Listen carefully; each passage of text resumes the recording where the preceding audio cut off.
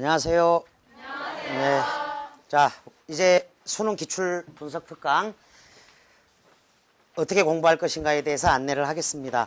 3페이지에 머리말이 차분하게 나와 있기 때문에 여러분들이 그 차례를 통해서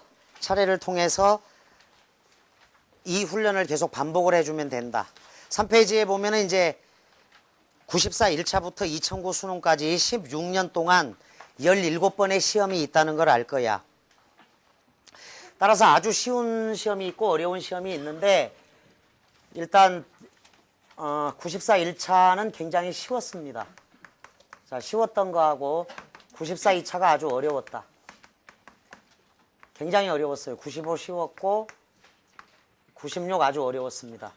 일단 여기까지는 90분 60문제라고 적어 90분 60문제인데 수능이 200점대였습니다. 200점이 수능 만점이었어. 그래서 60점 만점인데 점수 자체는 중요한 건 아닙니다. 틀린 개수가 중요하지.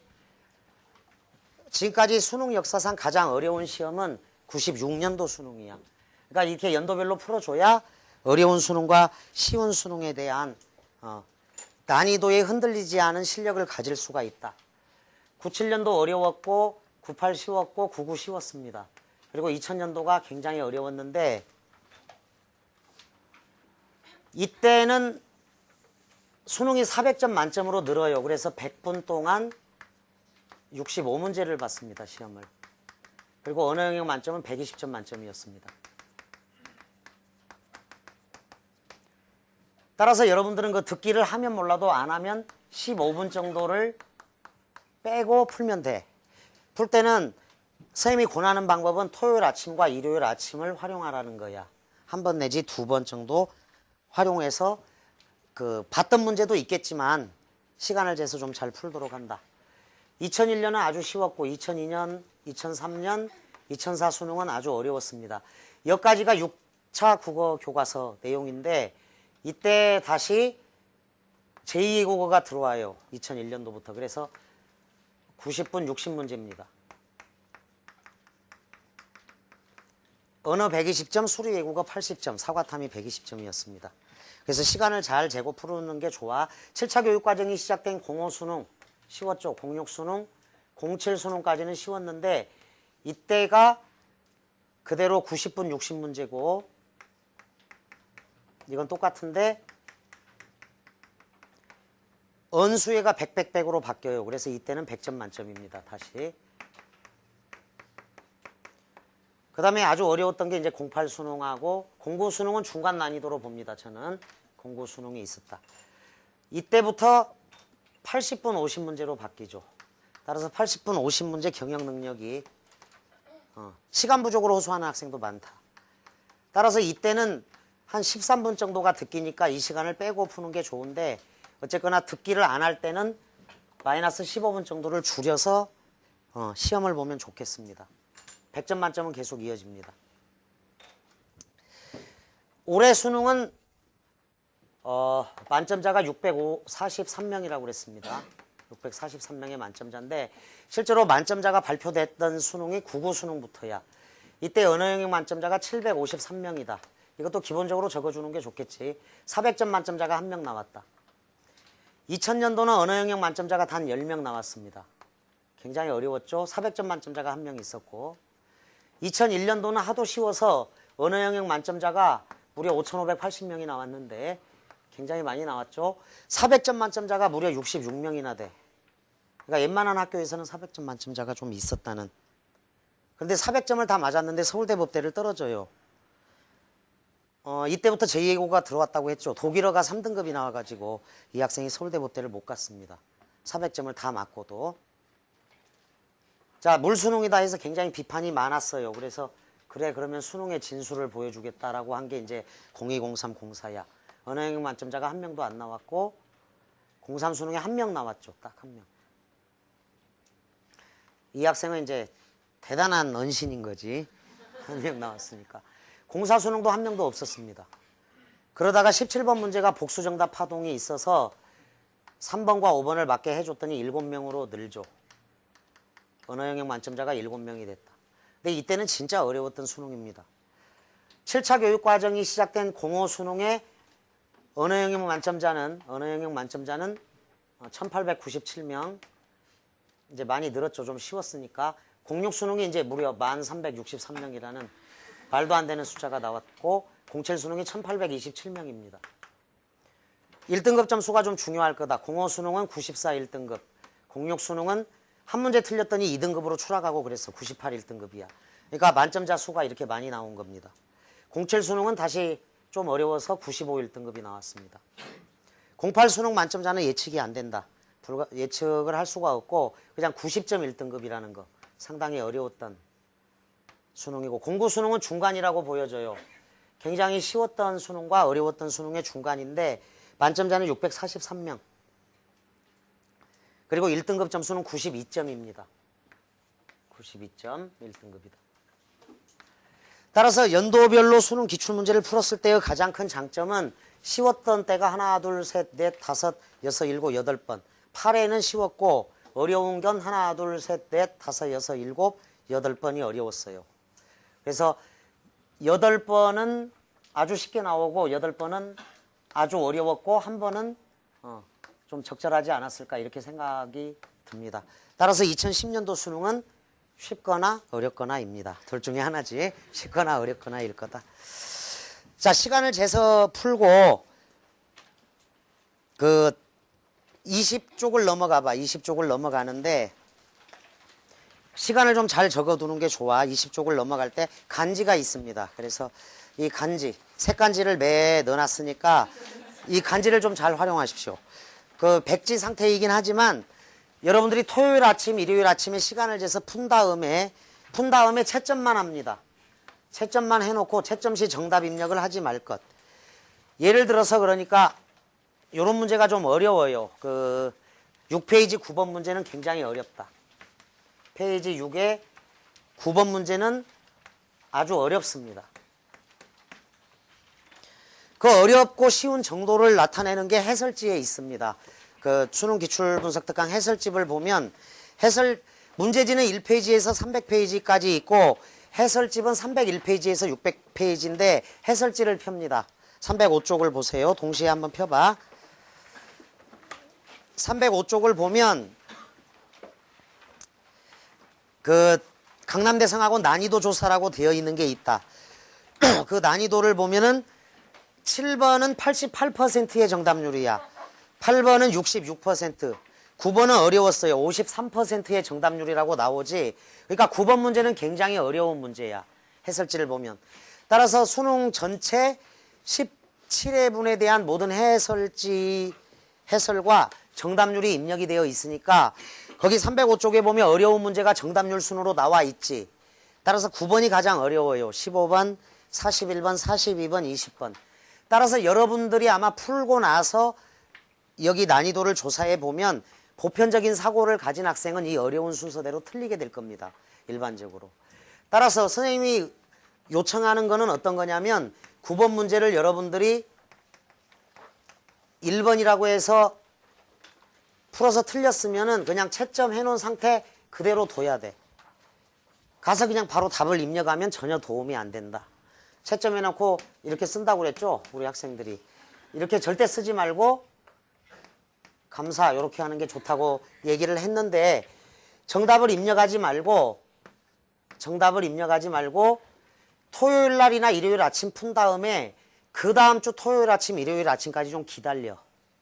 채점만 해놓은 상태에서. 수요일 정도 지나도 물론 상관없어. 답을 암기하지 않은 상태에서 꼭 사지선다로 다시 푼다. 사지선다로 다시 푼다. 이 과정을 좀 지켜주는 게 좋아. 그래서 두 번째 풀었을 때 보통 이제 두 개 중에 하나야 답이. 1번, 2번 헷갈리다가 1번이라고 해서 틀렸으면 2번이 답일 텐데 그 2번 형태로 자기 생각을 맞춰야 돼. 그래서 맞으면 세모꼴을 쳐. 따라서 누차 얘기하지만 이 책에는 처음에 맞은 거, 두 번째 맞은 거, 두 번 연속 틀린 거. 요게 자신의 약점이니까 이것만 외워줘도 중상위권은 10점 이상 올라. 그래서 두 번째 맞은 거하고 두 번 연속 틀린 거를 보면서 해설지를 그때 봐. 그러니까 해설지는 지금은 보지 말고 사지선다로 다시 푼 다음에 볼 수 있도록 해.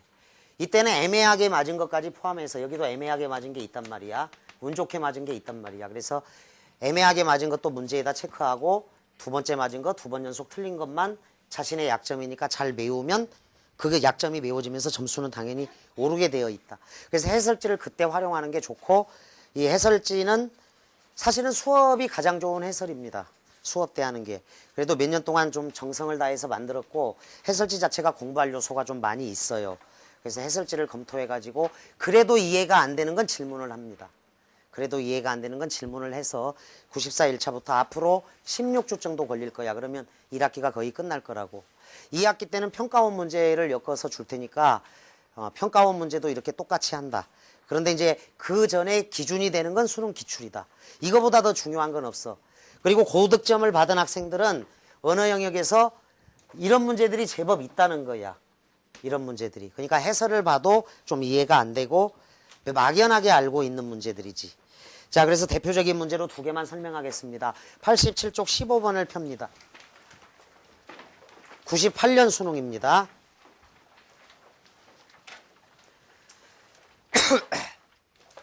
남들은 다 이해하는데 나만 이해하지 못하는 문제도 있어요. 남들은 다 이해하는데 나만 이해하지 못하는 문제도 있다. 아마 아침 방송 수업을 선행학습반 때 들었으면 87페이지 15번 문제를 알았을 거야. 자, 조용히 손만 들어봐. 87에 15번을 나는 5번이라고 했다. 손 들어봐. 5번. 높이 들어. 괜찮아. 5번이 한 10명 남짓 있고 3번이라고 했다. 손 들어봐. 3번. 높이 들어봐. 3분의 1 정도 되죠. 1번이라고 했다. 손 들어봐. 1번. 1번도 비슷합니다. 3분의 1이야. 그러니까 이 문제를 수업을 했더니 선생님 저는 고3 때 5번이라고 했어요. 그래서 틀렸고 재수할 때 3번이라고 해서 틀리고 삼수생이 이제 1번이라고 했는데 왜 1번인지는 몰랐다는 거야. 따라서 선생님이 점수를 입력하면 고3 애들 그리고 이 문제를 잘 모르는 애들은 이제 학급이거나 중급 정도가 되는 학생들이 5번이라고 갑니다. 처음 풀었을 때. 그리고 중3 정도 되는 학생들이 이제 3번으로 해도 왜 오답인지 잘 이해가 안 되죠. 그리고 이제 상위권 학생은 1번으로 가는데 왜 1번인지를 정확히 아는 것은 또 별개야. 채점하고 이렇게 정답 입력하면 안 돼. 정답 입력하면 안 돼. 떼끼놈. 지금 바로 정답 입력하고 있잖아. 15번 해놓고 딱 틀려놓고 3번이라고 했어요. 여기 학생은. 그러니까 이렇게 하고 딱 3번이라고 해서 틀리고 1번 이렇게 입력하면 안 된다고. 자, 설명한다 이 문제. 양자택일이라고 한 학생들이 10명 남짓 있는데 처음 이 문제를 가볍게 그냥 풀면 양자택일로 갑니다. 일반적으로. 써나 둘 중에 하나를 선택함이야. 양자택일은 둘 중에 하나를 선택합니다. 둘 중에 하나를 선택함. 따라서 이거는 선택해버린 거야. 선택을 해버린 거야. 그런데 제시문을 가겠습니다. 일단 일진일퇴의 뜻은요. 적으세요. 한 발 나아갔다가 일진이야. 그게. 다시 한 발 물러섬이야. 한 발 나아갔다가 한 발 물러섬 이렇게 적어두고 상위권 학생들도 3번이 많아요. 3번이. 상태가 좋아졌다, 나빠졌다 하다 이렇게 적어둡니다. 한 발 나아갔다가 한 발 물러서다, 상태가 좋아졌다, 나빠졌다 하다. 1번 진퇴양난, 2번 점입가경, 3번 일진일퇴, 4번 갑론을박, 5번 양자택일이야.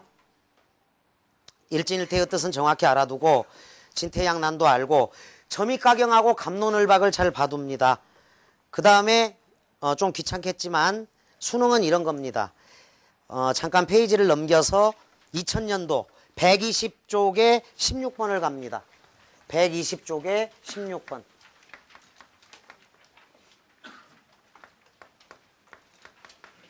자, 요게 2000년 수능인데 16번 요 문제도 좀 어려웠어요. 여기는 아주 어려운 문제가 많습니다. 13번하고 18번은 거의 틀립니다. 120쪽입니다. 13번하고 18번은 아주 어렵고 16번도 제법 틀리는데 1번 선택지에 뭐 있어? 갑론을박 분명히 있죠. 그러니까 98년 수능에 나오고 2년 있다가 또 나온 거죠. 정확하게. 나온 게 계속 나옵니다. 다시 87로 돌아와서 15번에 2번 점입가경과 3번 일진일퇴를 본 다음에 61페이지로 이동해 봅니다. 61페이지 페이지 61에 34번을 보세요. 요건 96 수능입니다. 가장 어려웠던 소설이 있던 데고 의외로 이 34번은요. 최상위권이 틀립니다. 좀 놀랍게도 61페이지 34번 문제는 의외로 최상위권이 틀립니다. 그런데 여러분들이 왜 이게 정답이고 왜 오답인지를 정확하게 인지를 해야 돼요. 그 정도로 중요한 문제. 그리고 여기 5문제 중에 보편적으로 3문제를 틀릴 겁니다. 32도 어렵고 33도 어렵고 35도 아주 어렵습니다. 이 문제 자체가. 그러니까 정한숙의 요 이어도는 지금까지 나온 소설에서는 최고 난이도입니다. 이 문제를 완벽하게 5문제를 이해하고 정답과 오답의 이유까지 정리할 수 있으면 소설은 어려운 게 없을 정도로 아주 중요한 소설이야. 잘 이해가 안 될 겁니다. 서사구조 파악이 아주 어려운데 제가 잠깐 지금 34번을 보라고 하는 이유는 2번 일진일퇴 있죠. 그리고 5번 선택지 가면 점입가경이 있죠. 점입가경 일진일퇴가 98 수능에 나오기 전에 96 수능에 역시 나왔던 겁니다. 수능에는 이런 게 아주 많습니다. 나왔던 게 또 나온다라고 명심할 것. 중요하니까 출제가 됩니다. 계속 중요성은 있죠. 그러니까 또 출제가 되는 겁니다. 이렇게 생각을 해야지 나왔으니까 이제 안 나온다가 절대 아니야. 언어는. 중요하니까 나왔고 여전히 중요하기 때문에 계속 되풀이돼서 출제된다. 이건 현대시 선택지를 보면 바로 동의할 수 있을 거야.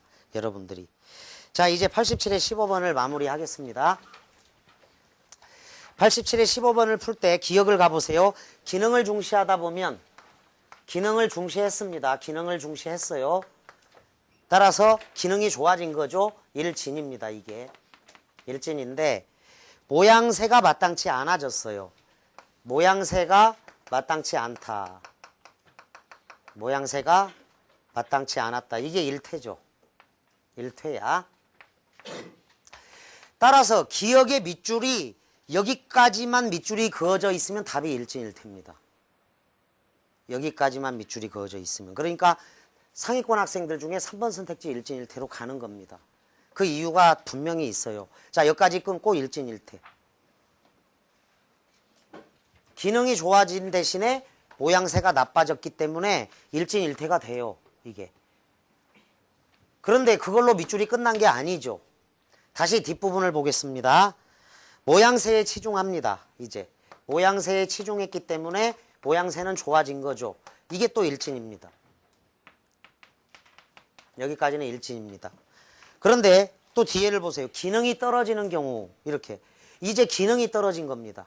기능이 떨어졌다. 여기는 기능에 추진했다가 모양새가 떨어졌는데 모양새가 좋아지면 기능이 떨어져. 다시 이게 일퇴가 되죠. 따라서 앞에도 일진일퇴고 앞에도 일진일퇴고 뒤에도 일진일퇴가 돼요. 그래서 전체적으로 판단해 보니까 이러지도 못하고 저러지도 못하는 상황이 나옵니다. 그래서 답이 진퇴양난이 되는 겁니다. 그래서 선택하기 이전에 어려운 상황이라고 적어. 정확하게 왜 1번이 답인지를 알겠죠. 그러니까 이런 문제들이 있어. 수능에는. 다시 둘 중에 하나를 선택해버린 건 5번 양자택일이야. 그런데 이거를 읽어보니까 뭐가 좋아지면 뭐가 나빠져 일진일퇴가 있고 뭐가 좋아지니까 뭐가 나빠져서 일진일퇴가 있는데 전체적으로 그래서 뭐를 선택을 못해. 이러지도 못하고 저러지도 못하는 진퇴양난의 상황인 거야. 그래서 답이 1번이야. 만약에 이론적인 동의어 진퇴양난 진퇴유곡의 이론적인 동의어가 사면초가이거나 고립무원, 고립되어서 구원의 손길이 없다. 이게 이론적인 동의어가 있는데 이게 있다 하더라도 6번은 답이 안 돼요. 말 그대로 이론적인 동의어일 뿐이야. 이론적인 동의어일 뿐이야. 아까 61페이지 34번 답은 여기에 있는데 그 이론적인 동의어가 또 진퇴양난, 진퇴유곡이기 때문에 여기 34번 문제의 6번 선택지에 진퇴양난, 진퇴유곡 딜레마가 있다 하더라도 답은 이론적인 동의어가 아닙니다. 따라서 그 상황에 맞는 그 그 상황에 어울리는 적확한 어휘는 적확한 어휘. 그러니까 여러분들이 알고 있는 정확한 보다 강조하겠습니다. 딱 들어맞는 적확한 어휘는 수능 문제를 통해서 배우는 게 가장 좋아요. 이 문제를 통해서 정확하게 적확하게 맞아떨어진다는 거야. 이게 강조점이야. 그 상황에 적절하게 어울리는 적확한 어휘는 문제가 좋은 거야. 그래서 수능 문제는 완성도가 굉장히 높다라고 얘기를 하고 아주 만만한 문제만은 아니라는 것. 그거를 이해를 할 것. 그래서 87에 15번 문제를 이렇게 설명을 하고 나니까 학생이 아 이게 왜 진퇴양난인지 알겠다라는 거야. 근데 언제나 여기가 일진일퇴가 있고 여기가 일진일퇴가 있으면 그러면 진퇴양난이냐? 또 그건 아니야. 그렇게 일반화하지 말고 이 기억이라는 밑줄 그어진 부분에서 이러지도 못하고 저러지도 못하는 상황이 나와서 딜레마 상황이기 때문에 진퇴양난, 진퇴유곡이라고 정확히 알 것. 따라서 이런 문제들이 곳곳에 숨어 있어, 수능에는. 그거를 정확하게 알고 들어가야 돼. 예를 들어서 11페이지 25번을 봐봐. 11페이지 25번을 여러분들이 풀면은 오답 지우기 방식에 의거해서는 답이 나와. 마지막 정답을 찾는 방법이 있고 오답을 다 지우면 하나가 남겠죠. 그게 정답이겠지. 근데 25번 문제 같은 경우는 아주 중요해. 왜 그러냐면 여기에서 언급한 괴리라는 단어가 있어. 1번 선택지에 괴리는 수능과 평가원에 6번 이상 출제가 된 거야. 이 괴리감이라는 것은. 근데 요것도 제시문에서 정확히 찾으면 답이 보여. 제시문에만 있어. 근데 그냥 학생들이 적절하게 이거 오답 지우기 방식으로 답 나와 하고 넘어갔을 거라는 거지, 대부분이. 왜 제시문에서 정확하게 답인지를 여러분들은 아직 시간적 여유가 있으니까 반드시 정리해 달라는 게 선생님의 바람이다. 그리고 여러분들이 이 책을 다 풀고 난 다음에 나중에 아주 어려운 거 몇 개만 남았을 때 몇 시간 수업을 하겠습니다. 질문을 받아서 하든 요런 부분이 여러분들이 가장 힘든 거다라고 이런 식으로 수업을 해줄 거니까 일단 푸는 게 급선무다. 푸는 건 다 풀어놔야 돼. 그러나 그 원칙은 반드시 지켜야 돼. 모든 답은 제시문에 있다야. 처음에는 시간이 많이 걸릴 거야. 그리고 여러분들이 이걸 확신을 갈수록 가질 거라고. 모든 답은 제시문에 있다. 문맥 맥락인데 이 문맥과 맥락에 의거해서 풀되 오로지 문맥과 맥락에서 풀되 확신을 갈수록 갖게 되면서 시간이 줄어들 거고 실제로는 이런 문제 한 문제는 30분이 걸리든 1시간이 걸리든 고민을 해야 돼. 내가. 여유가 있을 때 하란 말이야. 토요일날 꼭 풀고 왜 이게 오답일까? 각각 정답의 이유, 오답의 이유를 정리할 줄 알아야 돼. 이게 제대로 공부하는 방법이야. 근데 곳곳에 있어. 그래서 작년 강남대성 야간 서울법대 의대반에서 요 94 1차부터 수업을 했는데 94 1차 여러분들 비교적 쉬워. 근데 요 수업만 7시간을 했어. 뒤에 94 2차도 어려워. 이것도 7시간이나 수업을 했다고. 모든 문제의 정답과 오답의 이유를 다 설명해 놨거든. 그게 이제 대성 마이맥에 가면 있다. 95년도 6시간 이상 걸려. 쉬운 거는 이제 뒤에는 빨리 넘어갔지만 모든 문제의 정답과 오답의 이유를 설명하는 게 아주 중요하고 실제로 선생님이 이제 본격적으로 올해 분당이든 송파든 어디든 이렇게 단과 수업을 나가보니까 단과 선생님들의 수업 교재가 기출문제가 다 있는 게 아니라 수업하기 쉬운 거 혹은 재미있는 거 혹은 수업이 될 만한 것들만 뽑혀 있어. 근데 우리 학생들은 다 풀어야 돼. 모든 문제를. 그래서 여러분들이 자이스토리를 많이 보겠지만 일단 자이스토리에는 빠져 있는 것도 많아. 평가원하고 이런 게. 그래서 내가 추천하는 게 수능력 발전소인데 수능력 발전소를 내놓고 추천하지 못한 이유는 선생님이 쓴 책이라서 그래. 근데 일단 원본으로 풀고 장르별로 풀 필요가 있다.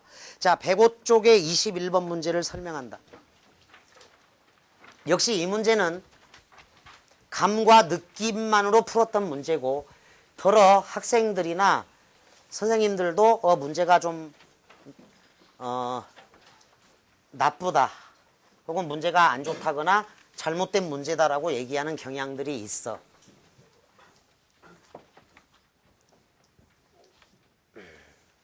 그러나 분명히 다르다. 자, 시조를 좀 많이 공부했거나 나름대로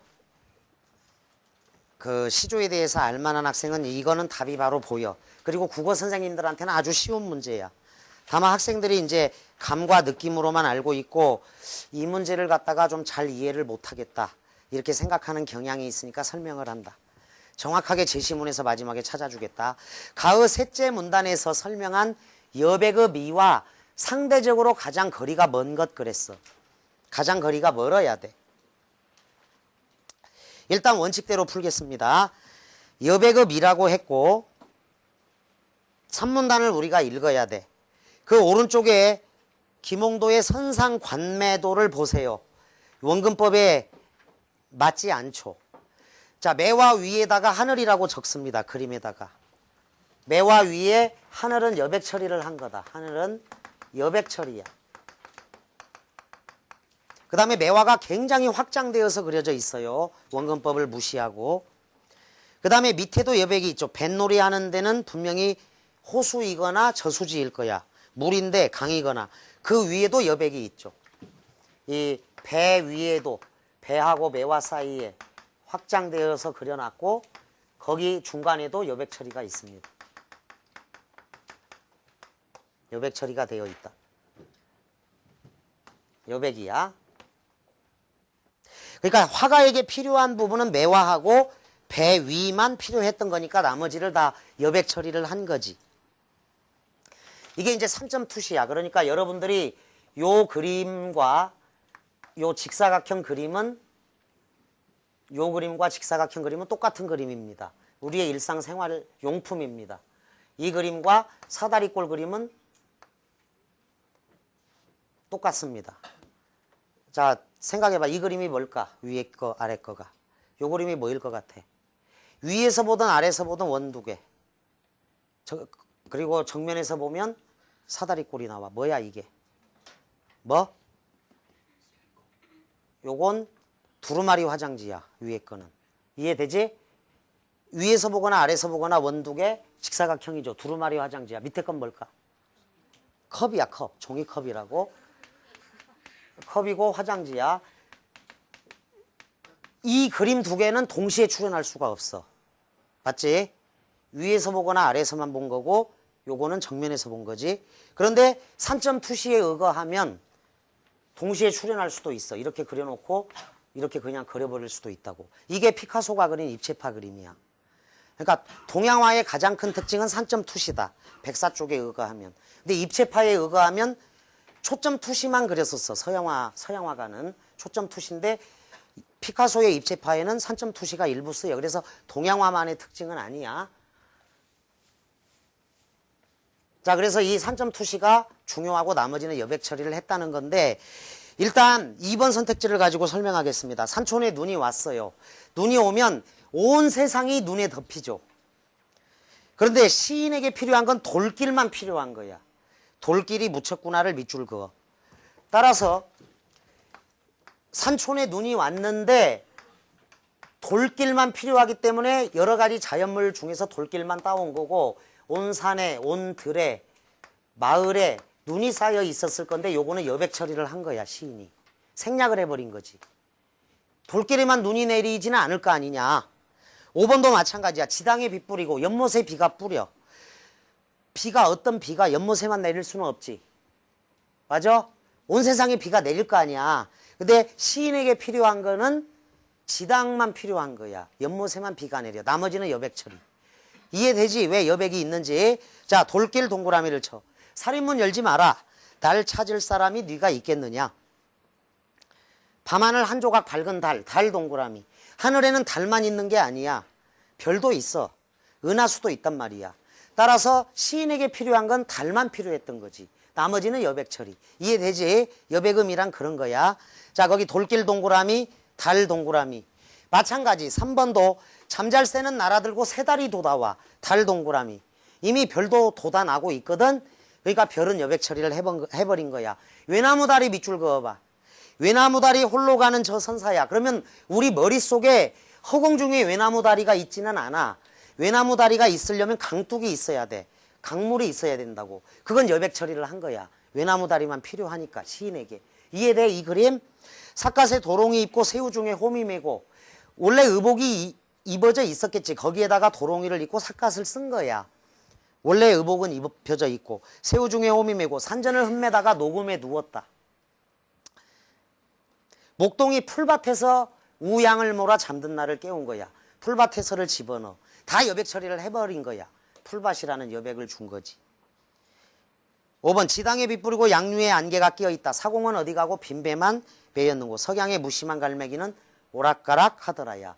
빈배 객관적 상관물, 무심한 갈매기도 객관적 상관물인데 5번에서 시적 화자는 어떤 정서를 갖고 있어? 외로움이야. 근데 이 시가 뛰어난 이유는 외롭다라는 말을 하나도 안 썼어. 그러면서 외로움을 잘 형상화한 거고 독자들이 느껴야 돼. 연못에만 비가 내린 게 아니야. 사공은 어디 가고 빈배만 매였는고라고 보고 무심한 갈매기가 분명히 날아다니는데 여기서 독자들이 시적화자의 정서를 파악하는 거야. 자, 좋아. 그러면 여백 얘기를 다 했다. 주제 파악은 힘들어. 글쓴이가 직접 주제를 얘기한 적이 없는 거야. 자, 그러면 3문단을 한번 읽어보자. 3문단 봐봐. 동양화의 특징인 여백의 표현도 산점 투시와 관련된 것이다. 동양화에서는 산점 투시를 택하여 구도를 융통성 있게 짜기 때문에 유모, 취신, 밑줄 그어. 유모, 취신적 관찰 내용을 화면에 그대로 표현할 수 있다. 이건 우리나라 말이 아니야. 사전에 없어. 유모, 취신은. 자, 남기다, 모습을 남기다. 유모, 모양을 남기다. 그래서 정신을 취하다야. 정신을 취하다. 적어도 유모, 취신. 큰 사전을 찾아도 없습니다. 이거 진조복 선생이 쓴 동양화의 이해라는 책인데 선생님이 도서관에서 책을 빌려서 원본 대조를 했습니다. 그런데 이건 중국 사람이 쓴 책이야. 그리고 책 전체를 부분만 다 따왔어. 그리고 나는 또 우리나라 김홍도 그림이니까 그 책에도 없어. 다른 책에서 발췌한 거야. 유모 취신적 관찰 내용을 화면에 그대로 표현할 수 있다. 즉 이꼴관계. 즉 이꼴관계. 곧즉 다시 말하자면 이른바 이를테면 이꼴관계 밑줄 그어. 대상 가운데 주제와 사상을 가장 잘 나타낼 수 있는 본질적인 부분만을 취하고 밑줄. 주제와 관계없는 부분을 화면에서 제거해버려. 그 결과 네모칸 빗금치고 밑줄. 여백이 생기게 된 것이죠. 여백.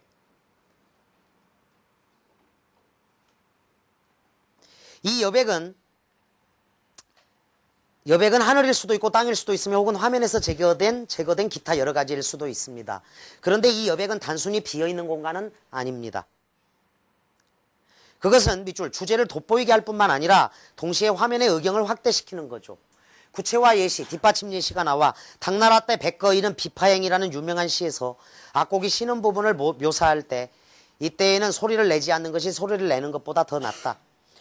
차시 무성 성 낫다야 낫다. 성유성이라고 하였습니다.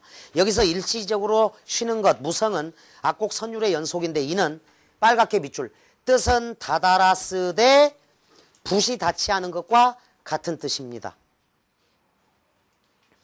이로인의 보는 이는 자 밑줄 요게 답이야. 뜻은 다다라 쓰되 붓이 닿지 않은 것과 같다. 이 말은 직접 말하지 않는다는 거야. 뜻을 직접 말하지 않는다. 직접 말하지 않아. 뜻을. 시는 직접 말하는 게 아니야. 주제를. 독자들의 상상력을 통해서 독자들의 적극적인 해석을 통해서 뜻을 찾아내야 돼. 주제를 찾아내는 거야. 독자들의 참여의 폭이 큰 거지. 자, 이로 인해 보는 이는 상상력을 발휘한다. 밑줄 상상력을 발휘할 수 있는 여지를 더 많이 가질 수 있고 동시에 작품의 예술적 공감대를 확대하게 되는 거예요. 자, 그러면 1번 시조를 봐 이제 여러분들이.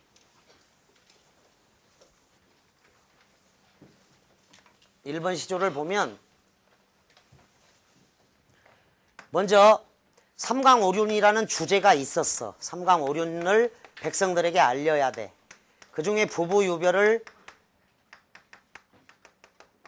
자 이건 명시적 주제야. 주제를 직접 말했어. 명시적 주제라고. 따라서 이 내용이 이미 먼저 존재하고 시인은 이런 목적시 독자들도 주제는 단 한 개야. 목적시를 통해서 꿰맞추기 시조로 형상화한 거야. 교훈을 주기 위해서 시조로 형상화했어. 자, 먼저 부부유별이 있었어. 종작만 봐도 확연히 차이가 나. 지압이 바깔나간데 밥광줄이 이고 가서 밥상을 들어서 눈썹에 맞췄다. 자, 밥상을 들어서 눈썹 높이, 이 눈썹 높이에 맞췄다고. 이걸 거안 재미라고 한다. 송나라 백광홍의 고사가 있습니다. 거안 재미야. 최혁재 학생, 정신 좀 차려. 중요해 이거. 거안 재미다. 보면 친하고도 고마우시니 손님이나 다르실까 밑줄 그어. 남편을 손님처럼 공경하라라는 얘기야. 친하고도 고마우시니 남편이 손님이나 다르실까야. 자, 남편을 손님처럼 공경하라. 손님으로 접대하라야.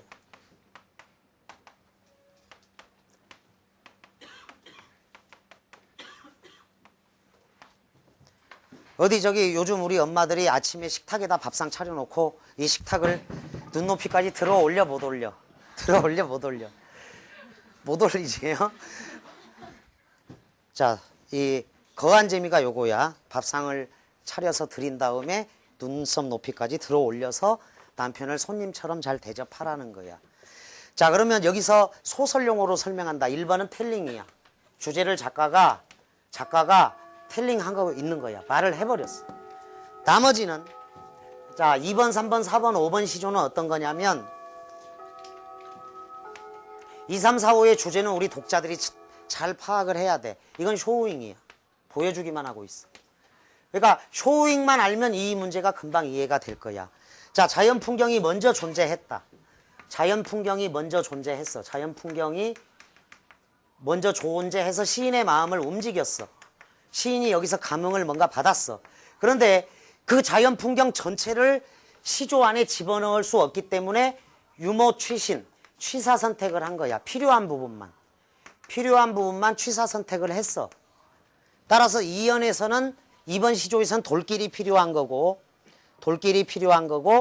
3번에서는 달과 외나무 다리가 필요했던 거야. 4번은 소와 양을 몰아서 잠든 나를 깨우는 게 필요했고 5번은 연못과 빈배와 무심한 갈매기가 필요했던 거지. 따라서 암시적 주제를 전달을 해. 암시적 주제를 전달을 하면서 자발적으로 형성화한 거야. 필요한 것만 취한 거지. 자발적으로 시인이 목적시가 아니야. 독자 입장에서 주제를 파악해야 되고 주제가 딱 이거다라고 말하기도 어려워.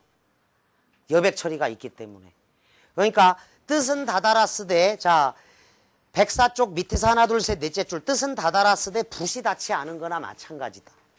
여백까지 우리가 채워 넣어서 직접 말하지 않은 그 주제를 독자들이 파악해내야 돼. 이건 목적시라고 해. 완벽하게 부부유별이라는 게 존재한 다음에 여백이고 뭐고 필요 없는 거야. 그냥 이 목적을 달성하기 위해서 명시적 주제가 하나야. 독자들 입장에서도. 근데 요거는 쇼잉이거든. 독자들이 파악을 해줘야 돼. 그리고 여백을 채워 넣어야 돼. 따라서 21번 답은 1번인데 시조 자체의 출발이 완전 다르다. 그런데 여러분들이 헷갈리면 요것만 알아둔다. 아, 1번은 텔링이고 2, 3, 4, 5는 쇼잉이구나. 그러면서 여백이 있는 거다. 그럼 명쾌하게 이 문제가 이해가 될 거고 2, 3, 4, 5를 잘 묶어두세요. 그리고 종작만 비교해도 된다. 그래서 시는 직접 원래 말하지 않아. 시는 일본 놈들 물러가라. 조선 독립 쟁취하자. 이건 구호야. 시가 아니야. 빼앗긴더라도 봄은 오는가. 이게 시야. 거기서 봄의 의미를 독자들이 찾아내야 돼. 이해되지? 시가 뭔지. 예술은 목적이 원래 아니었거든. 목적이 원래 없어. 독자들이 적극적으로 읽어내야 된다. 여기서는 19번도 좀 어려워요. 항상 모든 출발은 사실적 사고가 우선이라는 거. 자, 그래서 21번 답을 1번으로 하고 지금부터 여러분들이 이번 주 토요일부터 토요일이나 일요일 아침 시간을 정확히 재서 이 16주가 걸릴지 8주가 걸릴지는 잘 모르겠습니다. 여러분들이 각자 풀고 두 번째 푼 다음에 해설을 참조하십시오. 해설을 참조해서 이 초이스 교재를 하거나 다른 진도를 나가더라도 기준은 수능 기출과 평가원입니다. 그리고 3페이지의 머리말을 꼭 읽어보십시오. 3페이지 머리말을 왜 넣어놨느냐. 이 학원 부교재에 이렇게 머리말이 있는 게 굉장히 이례적일 수도 있는데 강남대성에서 내가 6년 동안 계속 가르쳐 본 결과 대성학원 학생들이 점수가 월등히 높아지는데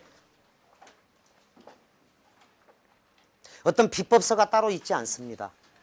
어떤 비법서가 있는 게 아니라 여러분들이 요 좋은 문제, 기준이 되는 문제를 정답의 이유와 오답의 이유를 딱딱 정리하면 다소 처음에는 느릴 거야. 그런데 이거를 반복을 하고 여러 차례 살펴보면 내가 수능장에 가서 별다른 고민이 없어요. 실력이 높아지면. 별다른 고민이 없이 풀 수 있고 저 뒤에 해설 2008년도 그 뒤에 부분에 중요한 사전을 찾아서 넣어놨습니다. 중요한 용어들, 어휘들을 정리하고 해설지에는 이 해설집에는 여러분들이 힘들 때마다 참고할 수 있는 어떻게 해서 내가 고득점이 나오는지 그걸 넣어놨으니까 가장 권장할 만한 학생이 586쪽에 나와 있는 해설집 586쪽에 나와 있는 자 여러분들이 이제 재수생이야. 일반적으로 고3 때는 내가 어떤 대학을 가고자 했어. 그런데 1년 더 하잖아. 그러면 목표가 좀 더 높아졌을 거라고 생각을 한다. 따라서 그 586쪽에 있는 이 조영진 학생은 재수를 해서 자신의 소망을 이룬 학생이야. 그런데 587쪽이나 589를 아주 내 이야기처럼 읽어보면 이 교재를 어떻게 활용할 것인지 그리고 위기 상태는 없었는지 이 학생이 낙항할 때 기흉이라는 게 있었어. 기흉이 뭔지 알지 여러분들. 수험생이 스트레스를 엄청나게 받으면 폐에 물이 찬다. 스트레스를 엄청나게 받으면 폐에 물이 차는 아픔이 있어. 건강 상태가 나빠지거나 이 기흉에 걸려서 수능 전에 고향으로 낙향을 했던 학생인데 어쨌거나 자기와 총정리를 잘 하되 기출문제를 가지고 한 거고 그 과정이 나올 거야. 신뢰의 위기와 신뢰의 결과 이런 것까지 읽어봐서 여러분들이 채워넣고 실력이 진짜 올라가면 580쪽에 있는 이 박민지 학생 연세대학교 치대를 갔는데 이 학생의 경지에 오르게 될 거다. 그러려면 5번 이상은 공부를 해줘야 된다. 수능 기출문제를 580쪽 박민지 학생들도 꼭 읽어봐라. 그러다 보면 1등급은 기본이 될 수 있어. 외국에서 한 6년 이상 살다 왔거나 일본의 500자 미만을 읽고 이해하거나 그리고 수능 전날 잠을 못 잔 경우 빼고는 1등급은 기본이 된다. 자, 누구나 1등급은 기본이고 이제 만점으로 달려가는 과정 중에 가장 기초적인 게 수능 기출문제를 완벽히 이해하는 것. 그러면 대상할 수 있습니다. 자, 감사합니다.